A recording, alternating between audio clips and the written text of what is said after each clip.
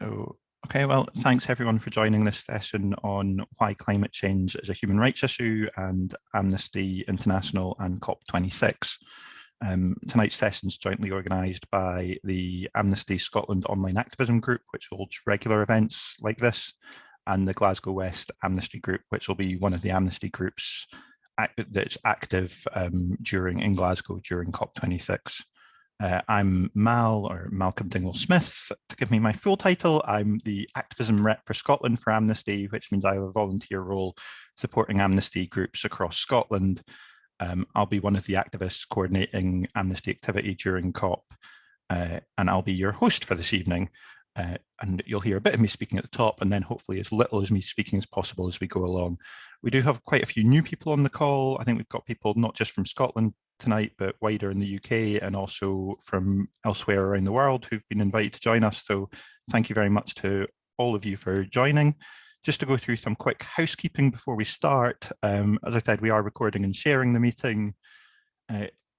For IT purposes, I imagine almost everyone is used to Zoom, but just in case anyone uses other video systems, if you go to the top right, there's probably something that says view, where you might feel that if you change it from gallery to speaker view, you'll get whoever's speaking in all their glory, which means at the moment you probably get me on full size screen, which is the downside, but when we get onto the speakers, you'll get them across the entire screen, which just in terms of, particularly for the first half until we get to the Q&A later, you might find just makes it easier to follow. So we have two guests this evening joining us. Really pleased to have Chiara Liguori. Sorry, Chiara. Sorry, I checked with Chiara how to pronounce her surname just before we started her last name, and then obviously immediately forgot, and I'm now really clear that I've forgotten. So Chiara, who works at Amnesty International's International Secretariat as a policy advisor on environment and human rights, and Chiara is going to be part of the Amnesty's official delegation at COP26 Climate Summit. And Chiara, why don't you tell us your last name? Yeah, sure. It's Liguori, and Liguori. Obviously I'm Italian. Perfect. Well, thank you very much, Chiara, for joining us. And then our second guest this evening is Serena Jemmett, who I may also be pronouncing your last name wrong, Serena, so you can correct me as well if I'm wrong. I'm just a good start to the evening. Serena is an Amnesty activist who is a member of the Amnesty International UK Children's Rights Committee. Serena leads the committee's the network's climate change work. So hi, Serena. And thank you both for joining us. So in terms of the format for tonight, Chiara, Serena and I are going to have a bit of a chat for the first half of the evening. We might then take a very short break just to allow people to jump up and down for 2 minutes to get some blood back in their legs. And then we'll open it up to questions from you. We will finish by 8 p.m. So let's get into the conversation. So Chiara, environmental campaigners often talk about saving the planet, they talk about saving the rainforest, saving the polar bear. None of that immediately sounds to me like the sort of thing that Amnesty is normally interested in. So what does climate change have to do with human rights? And maybe can you give us some kind of real world examples? Sure. So climate change is actually very, very inherently human. First of all, because humans have created it. It's a mess of our own creation, and second, because it is affecting humanity as a whole. And this might not have been very clear until a few years ago, but now it is pretty clear. First of all, because the science is very forthcoming on this, and we have scientific reports almost coming out every day about the impacts that climate change is having on the environment and on people, and also because we are already seeing these impacts. And this more and more. So we already are now at a global increase of global average temperatures of 1.2 degrees Celsius. And this means that we are already seeing effects which are pretty catastrophic. And I'm just referring to very recent examples from around the world from this last summer that you might have heard in the news. And so we had, for example, floods in Germany and China, record-breaking heat temperatures in Canada and Pakistan, and wildfires in Greece and Siberia. And these are just some examples. And in all this, in every single case, you had impacts on people's lives. So like housing destroyed, in many cases, people lives taken, and impacts on the right to health and housing and life and food and sanitation. And another case is, for example, the Madagascar is suffering probably one of the worst drought in history, and this is having a very, very dire impact on people in the south of the country, especially on the right to foods, and especially on children. And so every increase of these temperatures will make these impacts worse unless we are able to take adequate action. And also, the climate crisis is a human rights crisis because it is also a manifestation of deep-rooted injustices, and it actually creates a more unequal world.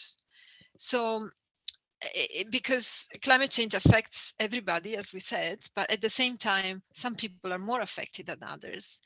And these are the people who are already marginalized and subject to exclusion and neglect. And and so they are more at risk of suffering the worst impacts of climate change. And for example, people living in poverty, they are all often carrying out manual or outdoor work. And so therefore, they are more exposed to extreme weather events. Indigenous people, they rely a lot on the natural environment for their economic activity, cultural activity, and so on. But also often they live in areas that are more vulnerable to climate impacts because of a history of dispossession and evictions. And so they are more impacted. Or people with disabilities, in the context of a natural disaster, for example, they are often those who are more left behind in responses. And so these are just examples that are happening now, and explain how the imbalances and injustices of the climate crisis, which are actually deeply connected with human rights issues related to inequality and discrimination. But also there are differences between countries. And so countries in wealthier countries are more able to support people to adapt to the impacts of climate change because they have more resources, while global south countries in many cases have less resources, and so they're less able to protect people. And this is also many times the result of colonialism and unequal distribution of resources between countries. So yeah, it has become pretty clear that climate crisis is a human rights issue, and probably one of the most devastating human rights crises of our times. Thanks, Chiara. Serena, did you want to jump in here?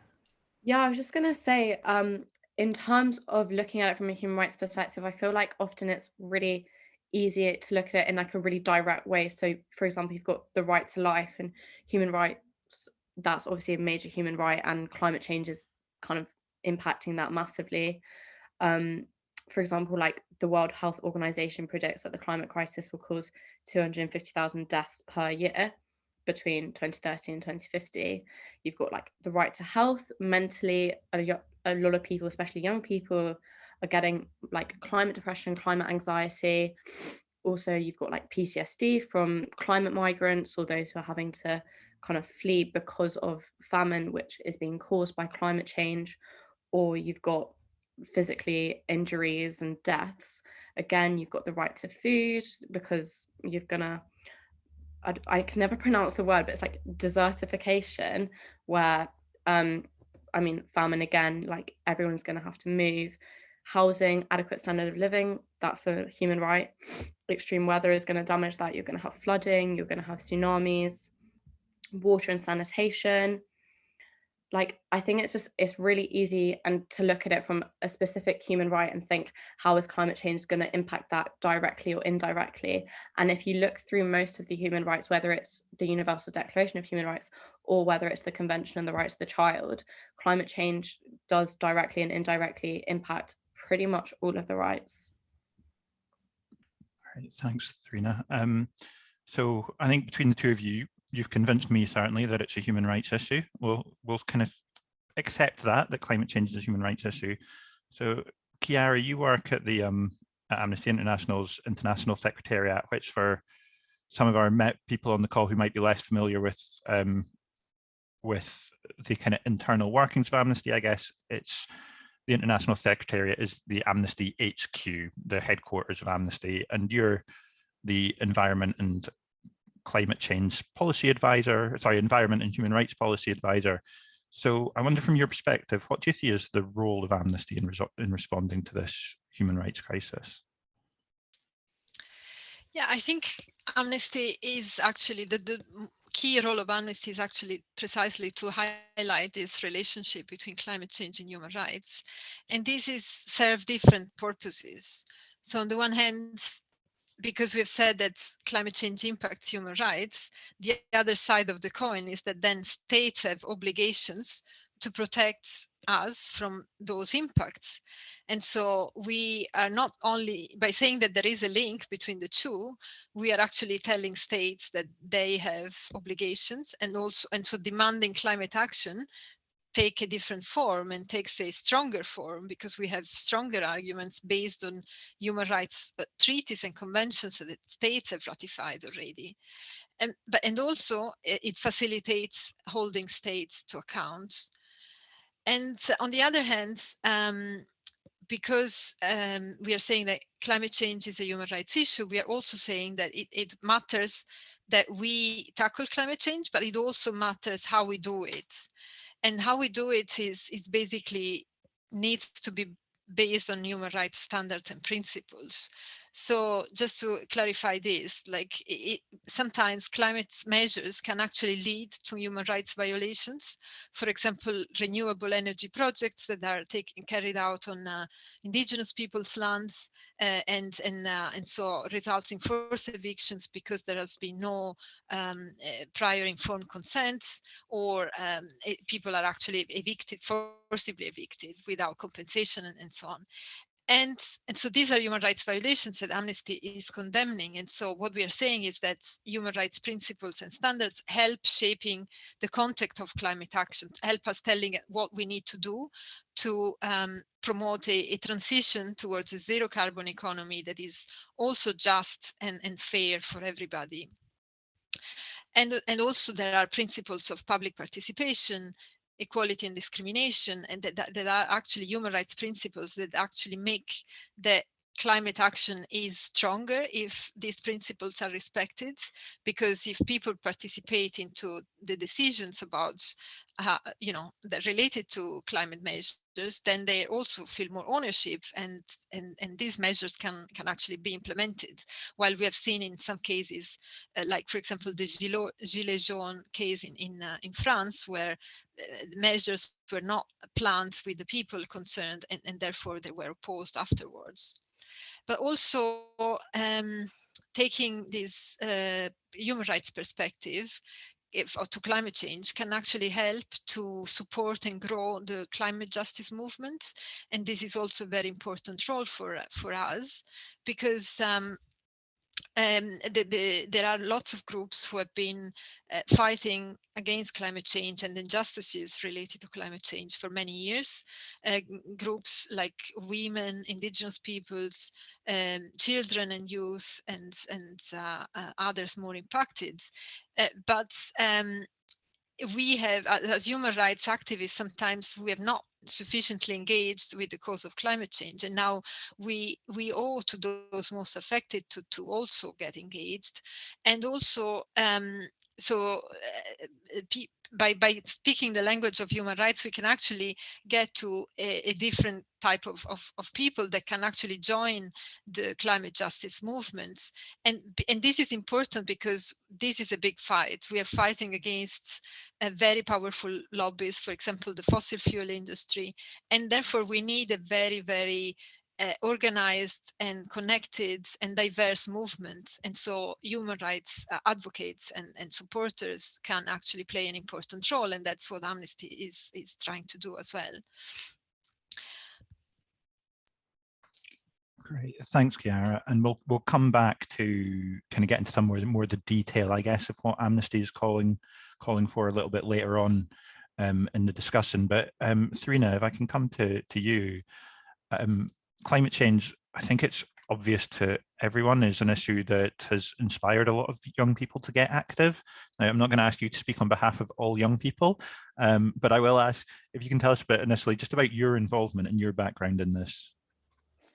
Yeah, so I'd say like I've always been kind of interested in climate stuff, like even at primary school I was like the eco rep or whatever, but since like school strikes started happening, like I always attended them every month. Like I pretty much had like an email that I'd just send every kind of Thursday before, being like, by the way, I'm not going to be in school, like promise I'll catch up, deal with it, because I obviously was so like passionate and I just wanted to show my face at these protests and kind of chant about how it's my planet and it's my future and it's my like desire that the government actually do something to deal with this like really quite urgent issue. It's just they don't seem to think it's that urgent.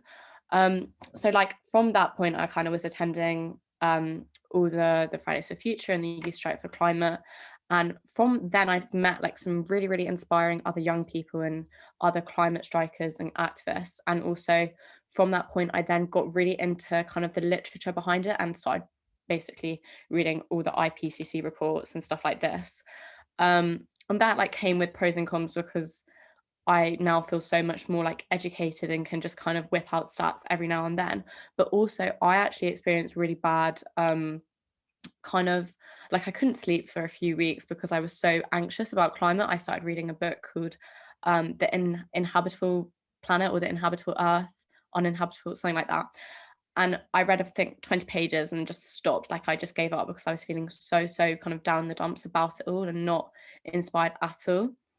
So I'd say like climate activism kind of, it's an interesting one. I think it's one that can be very discouraging.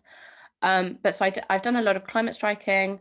I also have organised at the most recent AGM, which I think was the 2019 one, I organised the kind of youth action, which was based on climate. So I got all the youth and student delegates to be wearing green on the Sunday, and we did kind of like our own little strike and kind of chant in the break. And then also when Kumi, who was the previous SecGen of the International Secretariat, when he was doing his keynote, I kind of led the stage invasion of like all the young people based on climate, and then spoke on his keynote about why climate change is so important, especially for young people.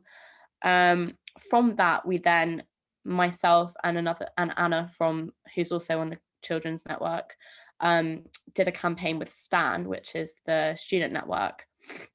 So we did like a campaign focused on climate change. So we kind of made various like placards and stuff and sent it around to loads of student groups and also youth groups. And that was for the global strike in September. So this was like one of the biggest strikes, and it was all coordinated. So everyone across the globe and across the country and all cities were striking on the same day. So it was amazing. Honestly, it was the most amazing protest I think I've ever been to. And I had like a massive sense of pride when I could see like all these random people kind of having our little placards saying our planet, our rights. So I did that campaign with the student group, and from that also spoke at the Youth Climate Takeover, which was in London, and it was also supported with like NUS, which is National Union of Students, and it was also supported by the Youth Climate Coalition and some like wildlife kind of specific ones. So I spoke at that about why human rights and climate change are really, really important, and how they're linked, and why climate change is a human rights issue. And that was actually the day before I went to the UN, and so I opened the 30th anniversary on the Convention of the Rights of the Child, and I mentioned about how climate change is a really prevalent children's rights issue and why it's really important based on the CRC, which is the Convention of the Rights of the Child. So from that, I think the UN tweeted that saying Serena thinks that this is true. It is. And also in terms of like UN stuff, it's just worth to note that us as a children's network did a campaign, and it's still kind of ongoing in the background, about optional protocol 3 of the Convention of the Rights of the Child, which basically allows children to take their governments to international court based on human rights violations. So the UK hasn't actually ratified this, and this is what our campaign was on / still is on, but some other countries have. And so Greta Thunberg and I think 15 other like child activists and child human rights defenders took their governments to court, which is really exciting. It's still in the process of going. And then I've spoken on a podcast about gender and climate change based on the like people that I've met through all this kind of climate activism and stuff. And that's a pretty impressive CV already. And I guess I can empathize, I recognize that reading and or looking into human rights issues, whether climate change or others, and finding yourself quite depressed by them. And I guess that's where, certainly for me, I see activism as part of the answer to that. Is how do you lift yourself out of that depression? You think, right, what am I going to do? What am I going to get active? So we've heard a bit from Chiara about the role of Amnesty from her perspective as a staff member. I just wonder, from your perspective as an activist, what do you see as the role of Amnesty activists and other human rights activists in responding to climate change? Yeah, so I think activism like in itself is really like a beautiful concept, in terms of like you feel a bit like all down in the dumps about whatever issue it is, and then you're like, okay, what can I do to change? What can I do to actually do something and kind of feel a bit better about yourself and feel like you're actually making an impact? And so like in terms of climate, I'd say I very much think that individual activism is important, but ultimately like it's collective and it's corporations. And I do politics at university, so I've had to do like various essays on this, and every single time I'm like, collective action is what's gonna get us to actually kind of make a change and achieve something. The single biggest way for individuals to make an impact is by cutting out meat and dairy. And I think this is like, I don't particularly think it's that controversial, but I think you do have the kind of stereotypical like vegan who, or everyone's like, oh, every vegan kind of forces their beliefs on other people, which I have never experienced. But cutting meat and dairy is the single biggest way that an individual can cut their individual emissions. This obviously, I don't really want to stress it that much, because 70% of emissions do come from 100 companies. So whilst it is important that we as individuals make changes to this kind of consumer crazy society, I think it's more important for individuals to then kind of work together to put pressure on these kind of corporations and on these billionaires who are making the 70% of emissions. So I think it's much better if we all kind of come together and we hold and pressure these other companies and we hold them to account. But like along with that, I think that in itself is kind of not very, I think it's hard to stay motivated to do that when you aren't seeing kind of a change happening. And I think this is the thing with activism, like you want to be able to see that you're making a difference. And with climate stuff, I think it can especially be kind of a bit demotivating when you're not seeing anything happening.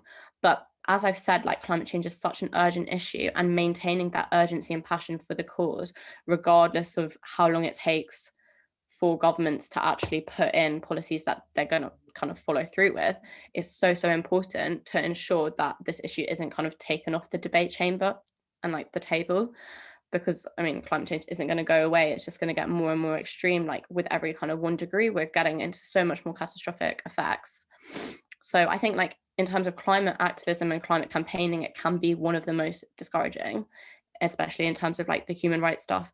And like when you're not necessarily seeing the achievements that you're making, it can be really difficult to stay like motivated and keep up that momentum. But I think that as an individual is kind of the most important thing that I'd say, is to keep up and keep motivated and continue to email your MPs to like put it on and actually enforce the government to cut their emissions, to go to net zero climate emissions, to actually support COP in a sustainable way, to not fly from London to Cornwall when you can get a train. Like it's just silly things like this. And I think it's really important for us as individuals to kind of ensure that this is continuing to be, and I mean it is looming over us, but to be positive and to maintain like that tiny bit of hope is so important, because as soon as you lose that hope, you've lost it all pretty much, I would say. So it's really important, like even if we aren't necessarily seeing the changes, is to maintain that tiny bit of hope and to continue going. And I think that is one of the most difficult things, to maintain that motivation,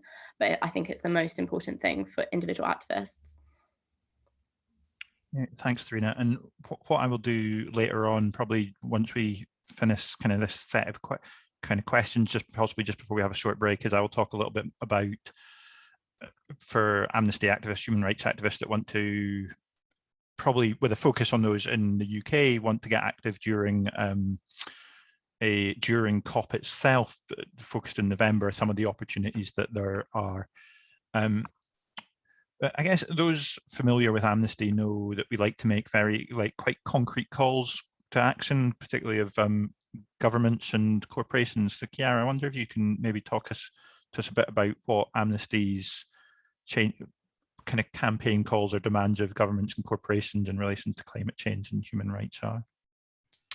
Yeah, sure. This is where I'd like to share my screen, because we have some slides prepared for this, and these slides are actually based on a report that we issued in June, which is called Stop Burning Our Rights, what states and corporations must do to protect humanity from the climate crisis. And this is quite a comprehensive, if you have time, it's very long, but it's very comprehensive read in case you're interested in knowing more about the link between human rights and climate change, and what is that states should be doing and corporations. So maybe Mal, when you have a moment, if you can put the link in the chat, or I'll do it later. If people are interested, there's also an executive summary which is quite comprehensive and it could make things easier for everybody. In terms of no, let me. Is it working? You should. It's not come up yet, but you should be able to share at the moment, I think.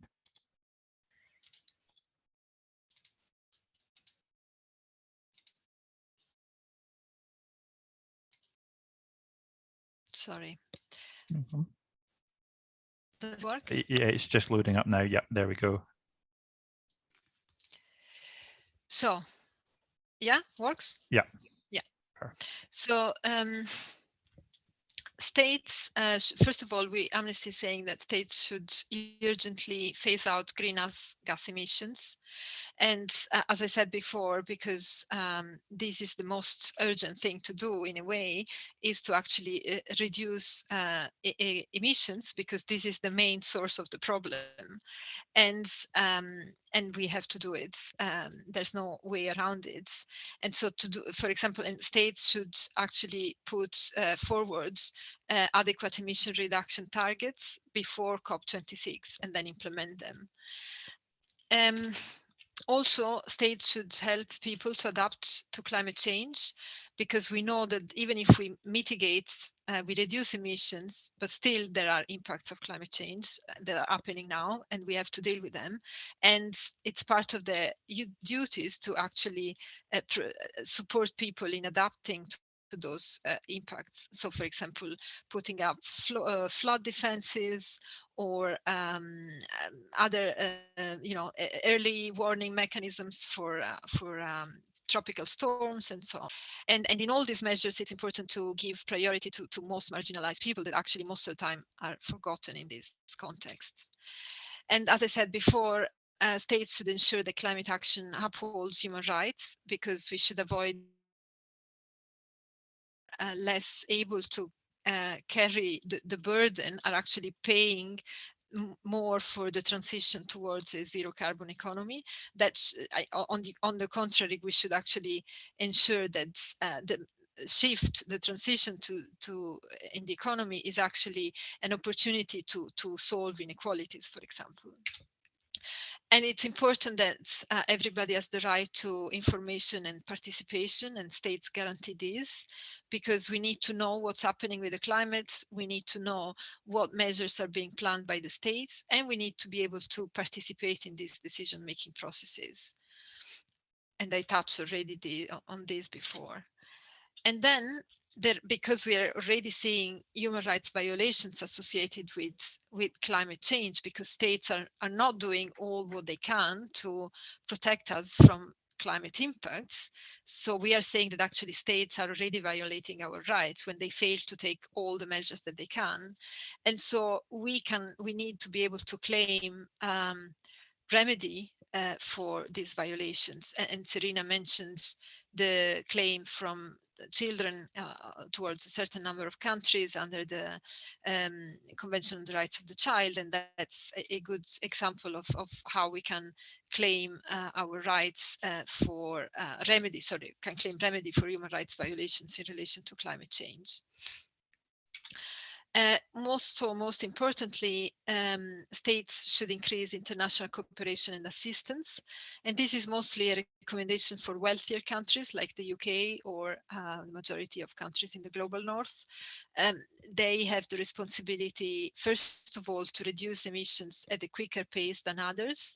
And secondly, they also have to provide financial resources, technical support, to less developed countries, to poorer countries, to actually support them to put in place those measures that allow to reduce emissions and protect people from climate impacts. Also, states should safeguard the rights of people displaced by climate change, or at risk of displacement. And there are lots of things that could be said and done, but I like to summarize these in 3 points. So first of all, states should do all what they can to reduce the likelihood and extent of climate-related displacements. And for example, do all what they can in terms of reducing emissions and supporting people to adapt to climate change would actually result that less people are in need to move because of climate impacts. But also at the same time, we know that certain people need to move and will be displaced. And so we need to be states need to offer protection to people displaced by climate change, either internally or across border. And also they should provide safe and regular migration pathways, because a lot of people actually want to move before they're exposed to the worst impacts of climate change. So take, for example, somebody who lives in a coastal area, which is regularly impacted by cyclones and flooding, and knows that their houses are going to disappear because of sea level rise. They actually might want to move before this the worst is happening, and so they need to be able to migrate in a safe and regular manner. And also states should recognize the right to healthy environments. This is recognized by a lot of countries in their constitutions, in a number of regional human rights treaties, but it's not been recognized yet at the UN. And precisely during this time, there is a session at the UN Human Rights Council, and there is one resolution tabled there to actually recognize these rights by the Human Rights Council. So we are really hoping that this resolution is passed, because this will actually provide a lot of recognition to the struggle of people who are struggling with the impact of climate change or other environmental degradation. And also states must regulate businesses, because businesses are also responsible for the climate crisis, especially fossil fuel companies or big agribusiness.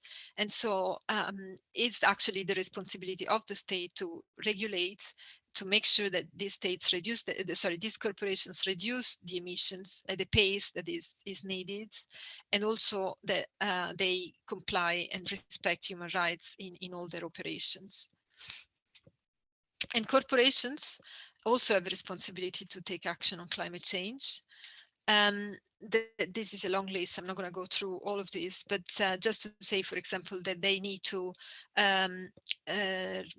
document and make public all their emissions, and also make public how they're going to reduce emissions.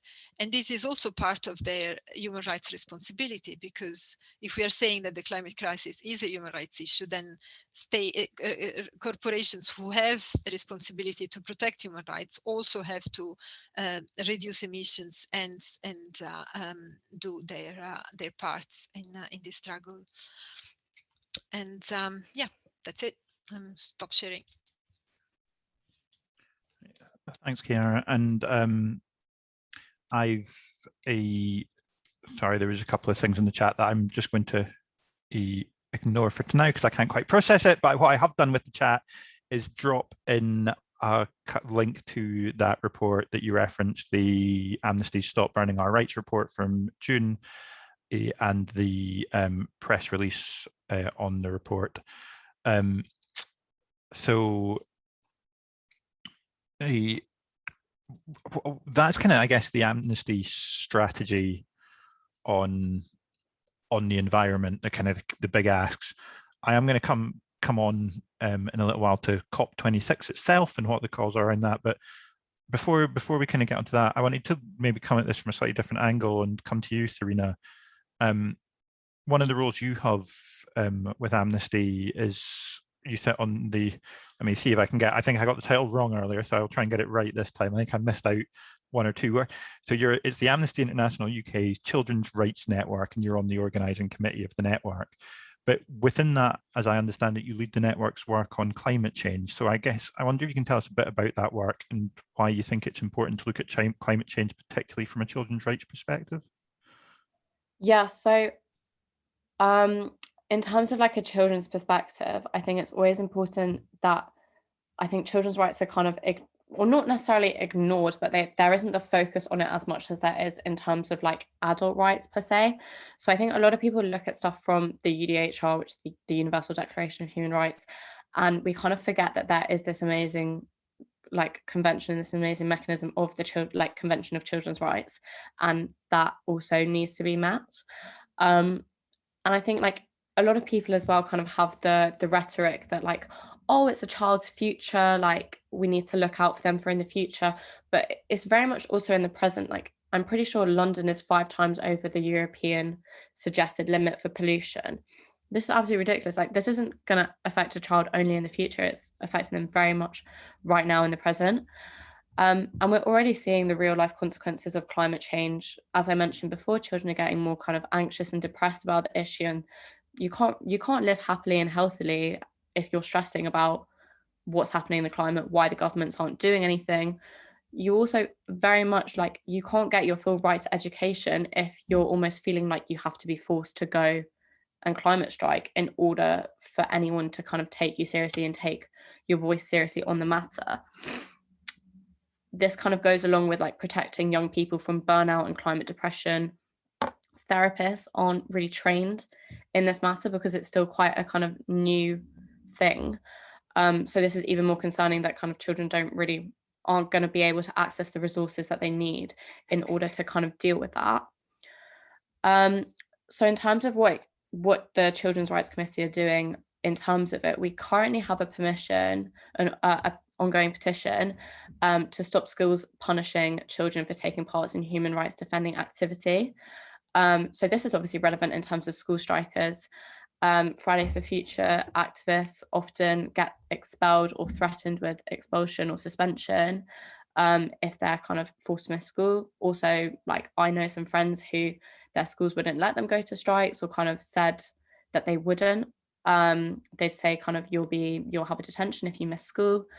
Also, there was something previously last year, or I think actually maybe the year before because of lockdown, where the government released that Extinction Rebellion were on the list of terrorist organisation, and potentially even kind of more human rights related, the fact that if a child spoke emotively about climate change, they would be suggested to go like and be put towards the Prevent Terrorist program, so teachers were being told that if a child spoke emotively about climate change and their future and that they're concerned, or not even their future, but also the present, that they should be referred on as a terrorist program, which is just completely just nonsense. So I will put that petition in the chat in a minute, but those are kind of the things that we're doing at the moment, along with figuring out what we're going to do with COP, but Mal will explain that in a bit.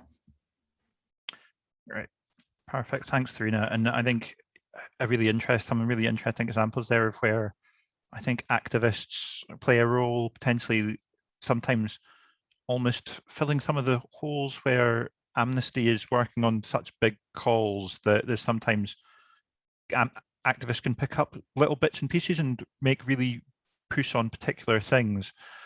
So it's really kind of interesting to hear a couple of those issues, things like the schools taking action against pupils and pressing terrorism case, referring to terrorism programs, just so bizarre that kind of wouldn't believe it unless you heard it.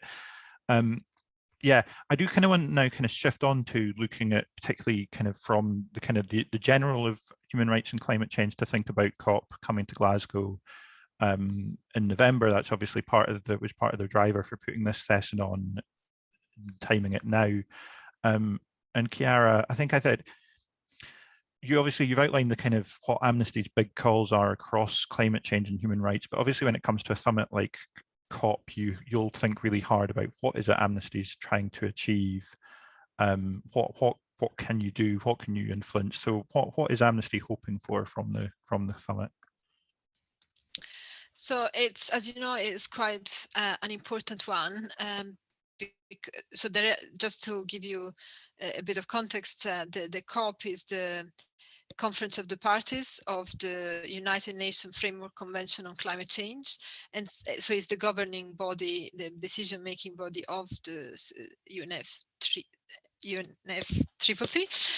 But so it meets every year, and this is the 26th meeting of the COP. That's why it's COP26, and this is quite important one because it's the first time that the first that happens after the Paris Agreement measures took effect, and this also provides an opportunity to to make a bit of an assessment of where we are with the implementation of the Paris Agreement.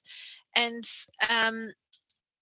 so one key ask that Amnesty has, but many other organizations have, is that states actually recognize that there is still a big emission gap, and by emission gap we mean what they have pledged to do in terms of reducing emissions and what needs to be done. So they need to recognize this emission gap, and they need to commit to fill it as soon as possible. And we know that there is this emission gap because this year, last year actually, by 2020, states should have had submitted new emission reduction targets for 2030, and by now, so a year later, we only have 113 countries who have done that, and of these countries, some have so there are a lot of big emitters who are missing, like China or India, but also those who have submitted new plans have not done it according to what their real capacities and responsibility for the climate crisis is. And so as a result, the sum of all these pledges basically still bring us to an increase of global temperature of 2.7 degrees Celsius. And this is way beyond what science has told us that is kind of what we should be aiming for, which is 1.5 degrees. And 1.5 degrees is not a safe limit at all, because we are already now at 1.1 and we are already facing these impacts. But still 1.5 is kind of the minimum achievable targets. And so you see the difference between 1.5 and 2.7 is enormous. And so we are really not there yet. And there's still time actually for countries to come up with new commitments. And so this is kind of one of the main asks. Also, these commitments should be consistent with human rights obligations, and so should include the participation of public participation, and actually, as I said, human rights principles should be integrated in the design of these plans, so that actually these measures do not actually result into human rights violations. And also in this COP, there will be other decisions made on some climate measures, and the call there is that the states avoids basically the states need to respect human rights in all measures, including carbon markets, which is a very complicated mechanisms that allows some countries to instead of reducing emissions themselves, they actually buy emission reduction from other countries, and this can be problematic in many ways. So unless this is regulated very well, it could actually include lots of loopholes that delay climate action, and also include measures that violates human rights in certain countries, especially in the global south. And so this is another important thing. And the third is that there should be much more funds from the wealthy countries towards developing countries. Wealthy countries had promised in 2009 to reach $100 billion per year by 2020. And obviously they've missed this target as well. And so this is at this COP, there's going to be an evaluation about these targets, and they're going to start discussing a new target for climate finance for the future. So it's really crucial that this is higher targets, and also the states should accept that we need additional finance to also provide, pay for the loss and damage and of that people are already suffering, especially in global south countries, because as we said, that global south countries are the least responsible for this crisis, but they are those who are suffering the most.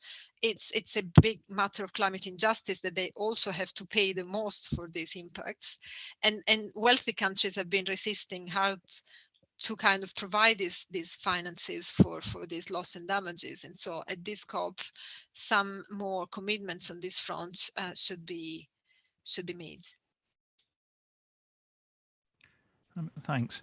And I've put into the chat a link to a document called Recommendations to States Ahead of Relevant International Meetings in 2021, which is the kind of document you can imagine lots of us would maybe not click on unless we were signposted to it. But it's for those that want to see the real detail of how much work goes into the planning for this, I guess, and the kind of what the detail of all those calls are. That document's there. I've been dropping a few things into the chat as we go along, a couple of the things that Serena referenced as well. I will send everyone all the links to everything afterwards, so don't worry if you're to try. You don't need to jump straight onto those and be trying to read them whilst also concentrating on the chat, but you can either copy and paste them out now or keep an eye on your inbox. So I understand now what Amnesty is looking to achieve. I guess and I've in kind of promoting this, I kept saying, oh, Chiara, she's part of the delegation of Amnesty, that's the official delegation going into COP. So I'm able to say, well, that means you get, and the group from Amnesty that will be in Glasgow, the official kind of party from Amnesty that will be here, you get to go through the security barriers that we all stand on the outside of. Beyond that, I don't really know what that then actually, like what you then do. So Amnesty are an accredited organisation at COP26. What does that actually mean? And what is it that you and your colleagues are going to be doing in Glasgow at the conference? Yeah, that's a very good question. So basically, Amnesty as a civil society organization has an observer status. So we had to apply for this, but we are accredited now. And so all civil society organizations as observers, we can observe the negotiations and take the floor in certain meetings, not all of them. Some meetings are closed door anyway.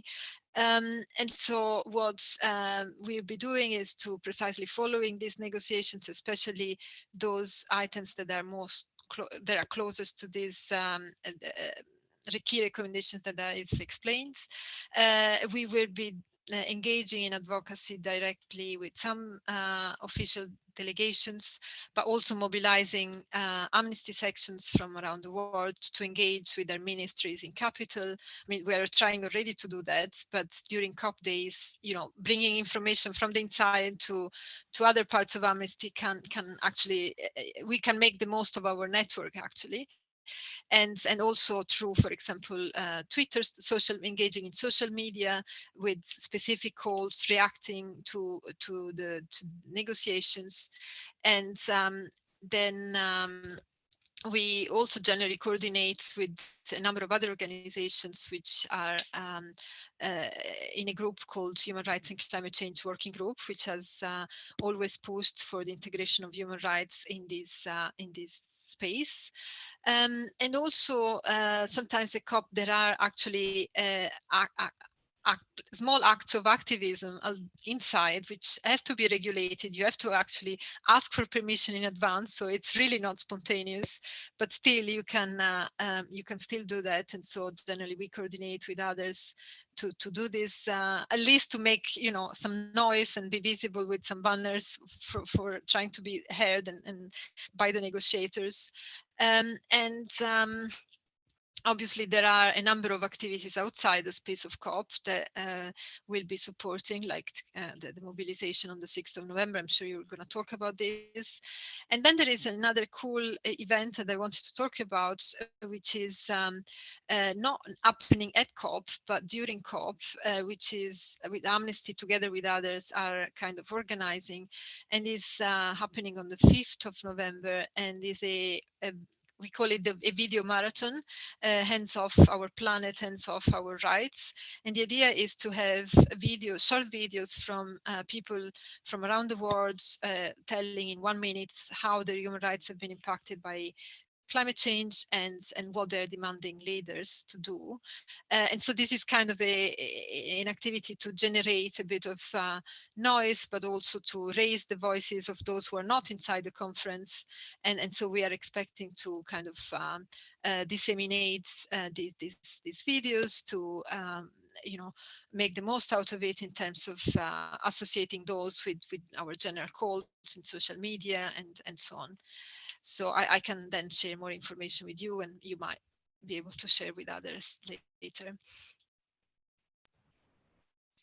Great. So that kind of brings us pretty much to the end of the kind of discussion I wanted to have, because I did want to leave time for questions. But just before I go, I would just want to quickly touch on, before I open it up to questions, but to give people the chance to start thinking about your questions, I did want to just outline some of the things that activists in Glasgow, Scotland, and the UK might, Amnesty activists might want to get involved in during COP. So Amnesty UK is part of, or Amnesty Scotland, I'm not absolutely clear, is part of something called the COP coalition, or COP26 coalition, which is kind of all the civil society organizations, and they organize a lot of the stuff that runs in the city that COP is being hosted on in parallel with the actual summit. So everything that's happening outside the security barrier, if you like. And because they've got a nice, I'm going to just share my screen because they have a lovely website. So on 6th November, oh, I haven't actually shared that. There we go. On the 6th of November is the Global Day of Action for Climate Justice. So this is the mass mobilization that you might remember from previous COPs, where you see hundreds of thousands of people on the streets of the city, where the summit is taking place.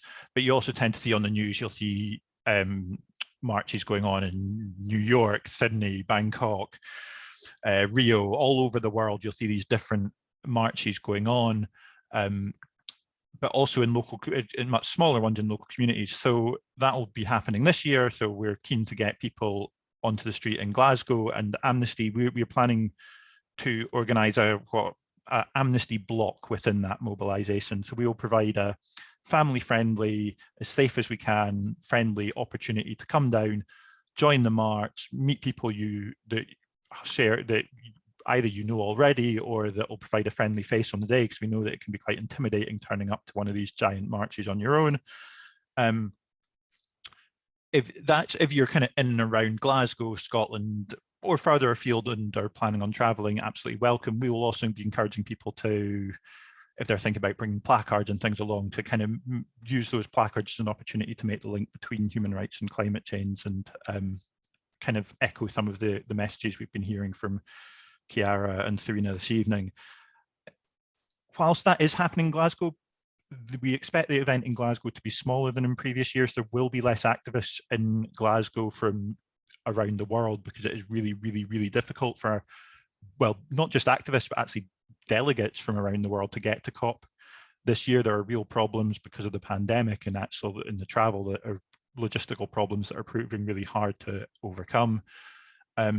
So and because of that kind of pandemic context, we're not necessarily, or the COP26 coalition aren't necessarily encouraging lots and lots and lots of people to descend on Glasgow. So what they're doing instead is saying, organize something in your local community. So there's a little map of what's going on, places that there's already events going on in Scotland and across the UK. And if you go out, it will over time start, I believe, adding in events elsewhere around the world. Either as an Amnesty group, you might want to, or an Amnesty activist, you might want to go and join a local event if there is one happening, mirroring what we're planning in Glasgow around taking placards that make that connection to climate change and human rights. Or if there's not an event going on in your area, you could, as an Amnesty group, considering being the group that organises something. And again, I'll send us some more details of that.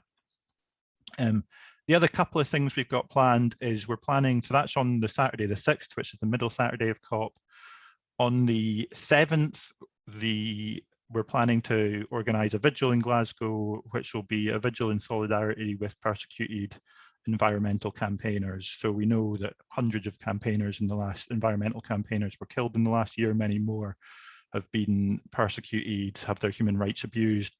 Obviously, that's a very, campaigning on behalf of individuals who have their human rights abused is a very traditional Amnesty value and approach, and that's where we think we want to use the opportunity to demonstrate our solidarity and invite others that are in Glasgow who have been able to travel to Glasgow to join us for that.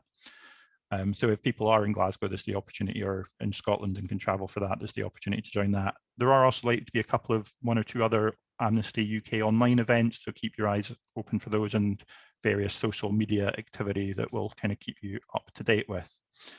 Right, because of the time, I am going to not give us our break, if that's all right, and just run straight into questions, unless either Chiara or Serena are like, no, I need to jump up and down for 2 minutes.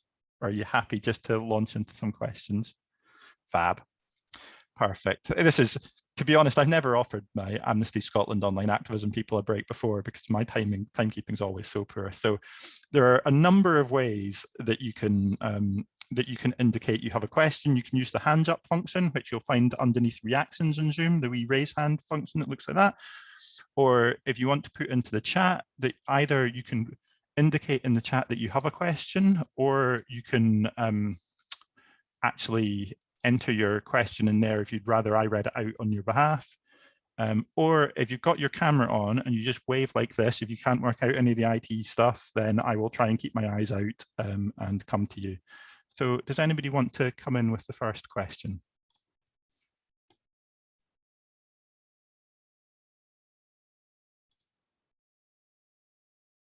Hey, Alexander, you should be able to unmute yourself. Yeah. Wonderful. Well, thank you all for coming and explaining to us. That was very informative, so thank you. My question is, correct me if I'm wrong, but UN committee just published a report saying that it's kind of already too late. What would you have us say to people that say, oh, it's too late, we shouldn't do anything?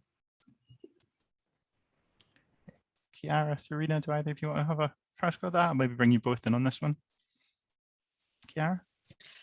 Yeah, I don't think that that's what the IPCC report said. So I think you're referring to the Intergovernmental Panel Climate Change report, which is a UN body that was issued this report in August and made headlines. I think what they were saying is that it's clear that the impacts are there, the gap is closing, the time is closing, but we can still do it. I mean, every day is becoming more difficult, but we don't need to think that is impossible, because as I said, even if let's say the temperature will go beyond 1.5, even if that happens, then we can still work later to bring them down, and this should still be our goal, because I mean, first of all, we need to do actually now what we can to prevent the worst to happen, and then really later on improve these global temperature limits. But in any case, yeah, I don't think we should give up hope, and otherwise we're not going to do anything. Serena, do you want to add anything to that one? Yeah, I mean, I just echo that, like, with every kind of half a degree or degree, the impacts get even more devastating, catastrophic. So, like, even though the scientists have said, like, some of the, like, some impacts and stuff are kind of inevitable and irreversible, it can get so much worse.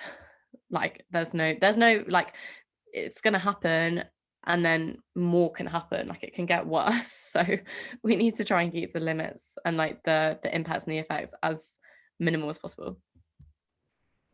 Thank you both. Thanks, Alexander. Anybody else? And if you think you're waving at me and I'm not seeing you, it probably means you've still got your camera switched off. Just to, so, Kirsty? I've got two questions actually. One is, what would you advise us to have on our placard on the march? And the second question is, have you been to COP before, and what was it like? Go on, Chiara. I can definitely answer the second. On the first one, it takes a lot of creative power to do that, and I'm sure some other people are better than me at that. But I'm sure there has been already lots of activists from Amnesty who have taken part in climate strikes.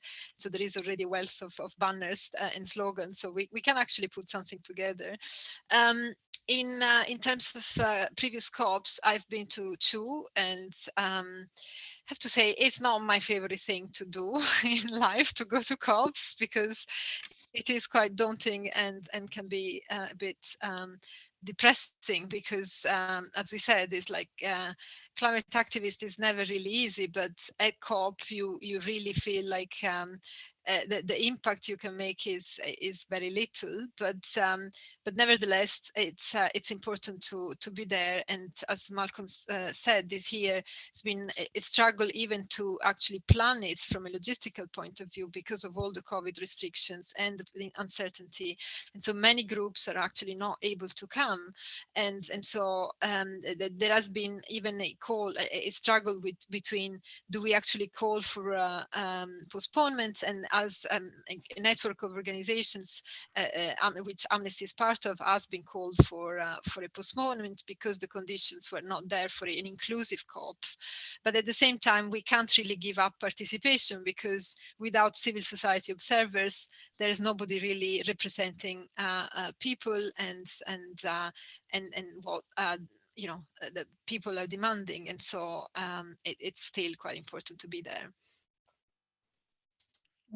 Thanks, Chiara. Serena, any words of creativity for us? Some pictures from some of the ones I've previously gone to, because there was one woman who had like it was such a funny sign. It was something like climate change isn't fantastic, and had like stuck on with sellotape a Barbie, and I just found it so hilarious. And I just think, honestly, some of the best placards are the ones that are quite like punny and funny, because I feel like climate change is just a bit of a depressing topic, so you've got to have a bit of fun, have a bit of creativity, like add a pun in every now and then. I'm gonna continue looking. I might get back to you.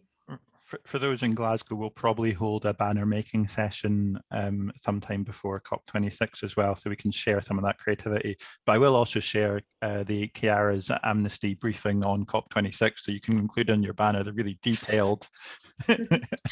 I want to see one with the full kind of 1,000-word call on it. I was also going to say that I think that as a children's network or whatever, we'll probably release like a various bunch, because when I did that action at the AGM, like we had a doc, and we'll probably just do a blog on it because we've done quite a few, so I can then obviously forward that to Mel. That'd be brilliant. Thanks, Serena.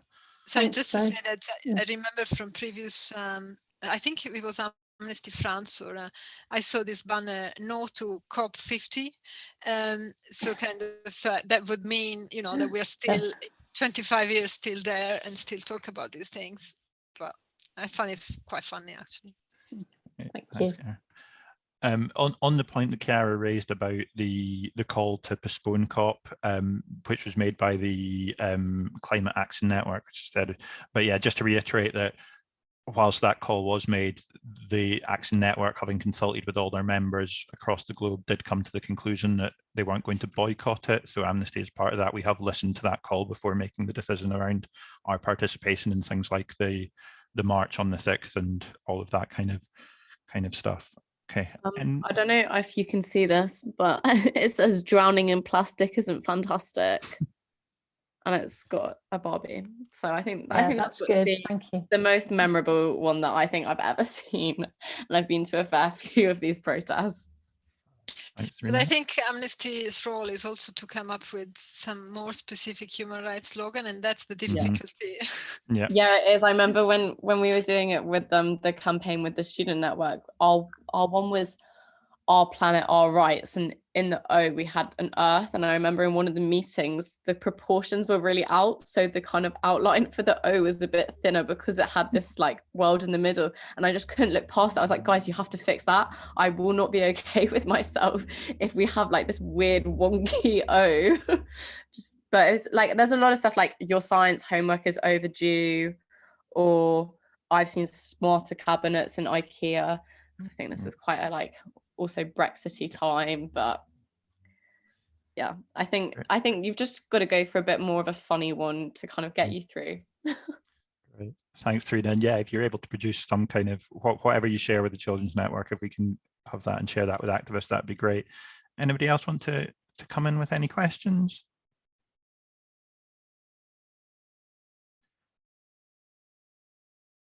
If not, I just wonder if I can ask, because I did just reference the Climate Action Network you talked about. I wonder, both of you, a little bit about how we work with, how Amnesty works with other organisations in this space. How do you, where are the synergies? What kind of organisations are we working with? I guess would be interesting to hear a little bit on, and maybe particularly as we approach COP, how are you approaching that? Is it Amnesty on its own, or are there a lot of conversations going on?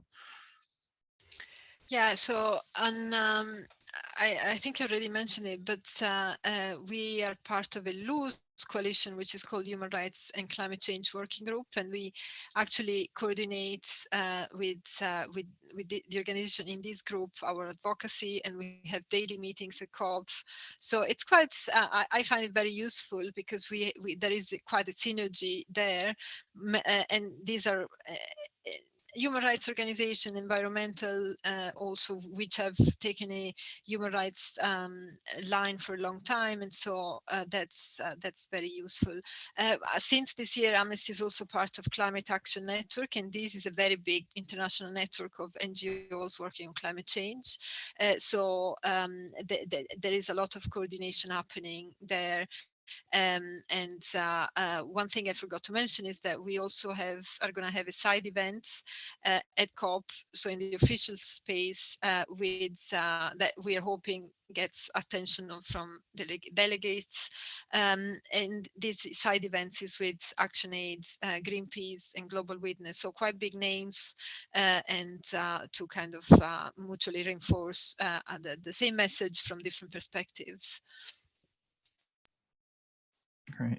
Serena, any thoughts on working in partnership? And I guess particularly just thinking about it from an Amnesty perspective, the opportunities to work across the movement and kind of build links with youth movement locally. Yeah, I'm really scared I'm about to sneeze, but but no, I'm a massive advocate for the fact that I think that Amnesty should almost be amplifying the work of other like kind of climate change specific organizations. So I've always been saying like and again in terms of children's rights, like I'm now 19, so I'd much rather like pass the mic to a child to speak on children's rights issue specific. And I think that that's what we have to do as an organization. Like Amnesty is a human rights organization, so we can look at climate change from a human rights perspective. But when it comes to kind of the other stuff, I do think it's very important that we kind of support other organizations rather than just kind of taking over. And I think this goes for kind of any issue at all. And I think like passing the mic is such an important concept, and like especially for bigger organizations to support the smaller ones rather than kind of just take over and kind of soak them in. And in terms of like kind of cross-linking and stuff, I think you hold so much more power when you've got a much like bigger body of movements, people, organizations, countries.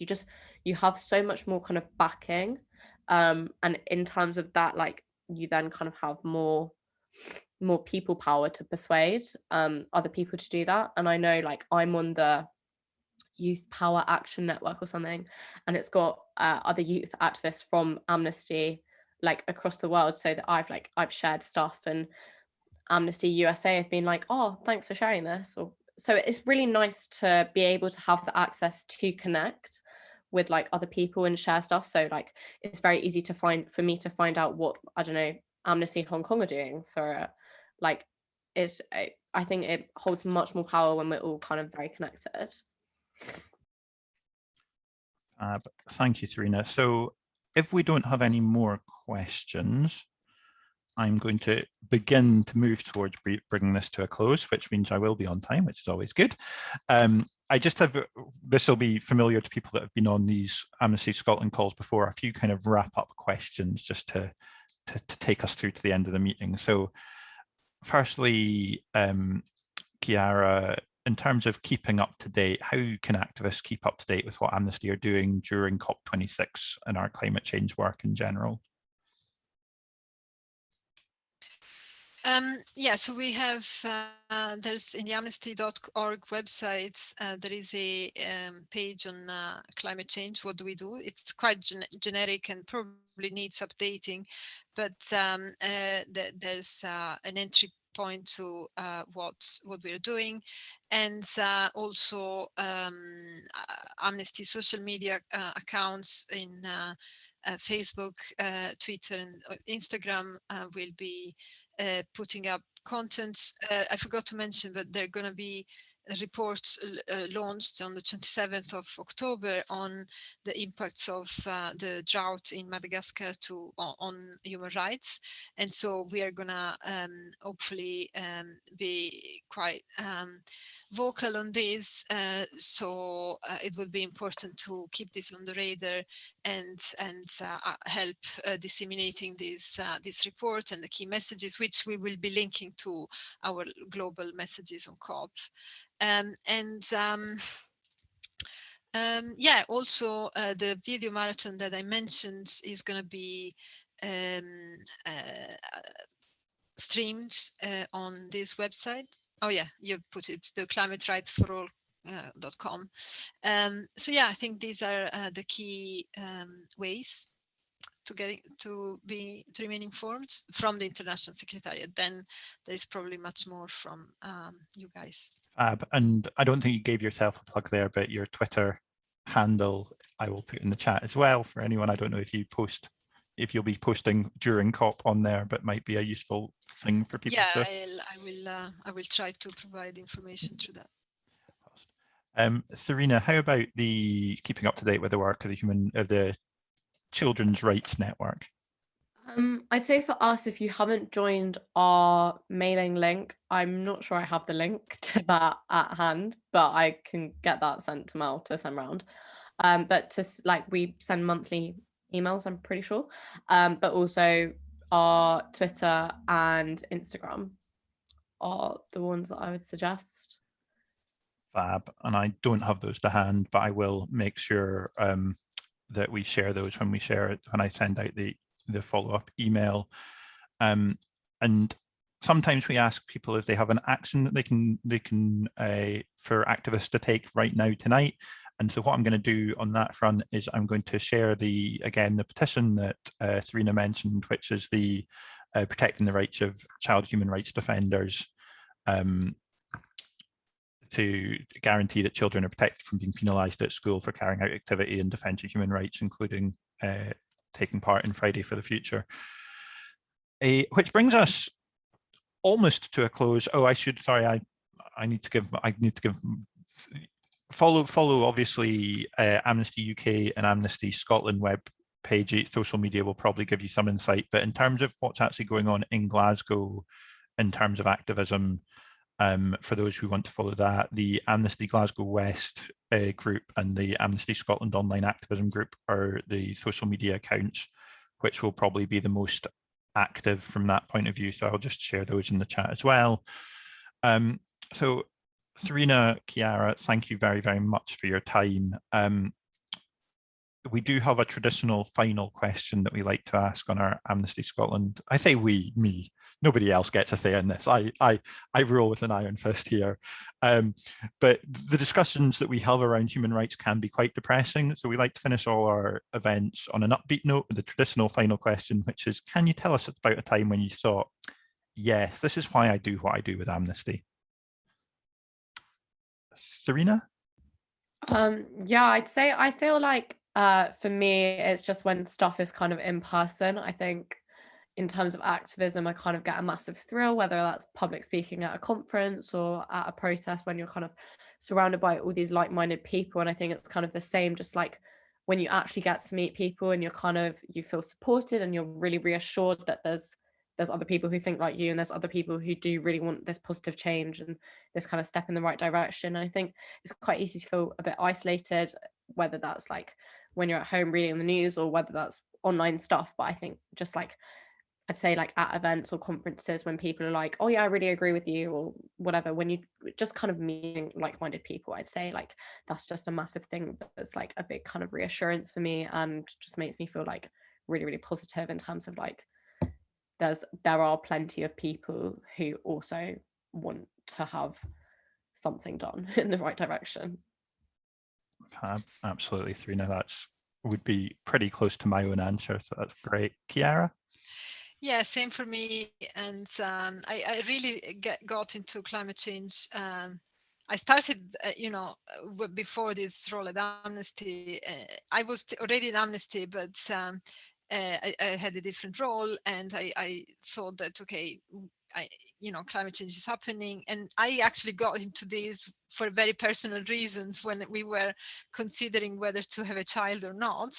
And in a way, getting into climate activism was a bit the answer to that. And because I was already in Amnesty, I thought, okay, what I can do is to work within Amnesty to make this happen. And then I realized that there were a few like-minded people that were already doing. So having been able to see this body of work growing within Amnesty already gives me a lot of strength. And also, yeah, we were saying before that it's very discouraging, that it's a very difficult type of activism to do, but at the same time, if people hadn't got involved for many years, the youth in the streets, indigenous peoples in different climate forums and so on, we wouldn't be here. Like, in a way, climate is becoming a more prominent issue, yes, because of the science, but also because of people demands and activism. And so, yeah, that's what motivates me. Brilliant. Thanks, Chiara. So Chiara, Serena, thank you so much for your time tonight, for taking the time to share your wisdom on human rights and climate change. I didn't pose it as a question in the title of the talk, but I think if anyone wasn't convinced beforehand that climate change is a human rights crisis, I think they will no longer need convincing. Thank you everyone else for joining. Do kind of follow on and follow up on some of the links to learn more about it if you want to, and keep an eye on what's going on. if anyone is planning on being in Glasgow during COP, maybe drop me an email and we can have a discussion about what we can do to work together. As Serena says, working together is the way forward. Thanks everyone for coming online, spending your evening often after, I know, a hard day of work to come on and think about human rights and activism, and in this case climate change, and hope to see a lot of you at a future Amnesty Scotland Online Activism event. If anyone does want to just unmute themselves to say thank you very much to Serena and Chiara, I know people sometimes find that's more personal than just writing it in the chat, feel free to do so, and I'll end the call in just a minute or two. Okay, thanks very much everyone. Yeah. Thank you so much, Chiara. Thank you. Yeah, thank you. Thank you very much. Thank you. Thank you all. Thank you, Serena.